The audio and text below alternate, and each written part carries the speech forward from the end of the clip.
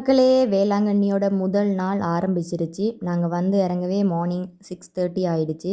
Already எங்கள் சித்தப்பா வந்து ரூமெல்லாம் புக் பண்ணி வச்சுருந்தாரு.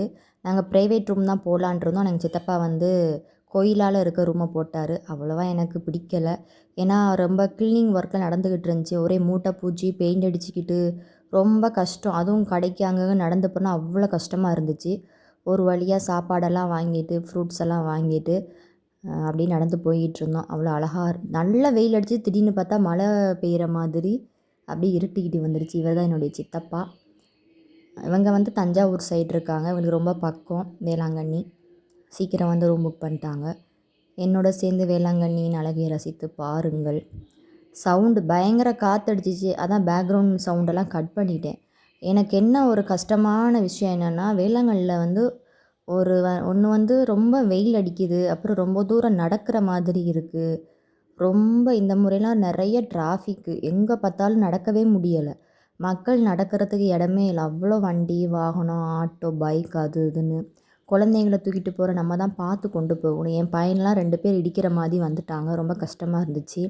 அதனால் வண்டி ஓட்டுறவங்க எல்லாமே தயவு கொஞ்சம் பார்த்து ஓட்டுங்க. ஏன்னா குழந்தைங்க திடீர்னு ஓடி வந்துடுவாங்க. ரோடை கிராஸ் பண்ணுவாங்க. இது வந்து விண்மீன் ஆலயம் போகிற வழியில் இருக்க கோயில் மக்கள். அந்த பெரிய ஒரு இயேசு சிலை வந்து கையை தூக்கிட்டு இருக்கும்ல, அந்த கோயில் மக்களே. நாங்கள் இன்னும் போகலை. இதெல்லாம் லைன் பை லைனில் தான் போகணும். நடந்து போகிற வழியிலே எல்லாமே இருந்துச்சு. நானும் எங்கள் சித்தப்பாவும் நல்லா கதை பேசி நடந்து போயிட்டுருந்தோம். கிளைமேட் சடனாக மாறிடுச்சு. மழை வரப்போகுதுன்னு நினச்சேன். ஆனால் வரவே இல்லை மக்களே. அவ்வளோ அழகாக இருக்குது. பாருங்கள் எவ்வளோ வடிவாக இருக்குன்னு. ஒவ்வொன்றையும் ரசிச்சுக்கிட்டே நடந்து போகலாம். இங்கே பாருங்கள் கோயில் எவ்வளோ அழகாக இருக்குன்னு.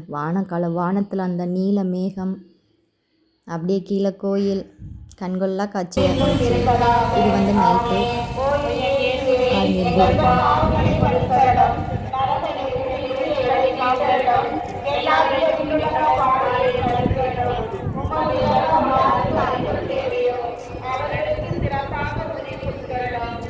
இன்றைய நாள் இனிதே நிறைவடை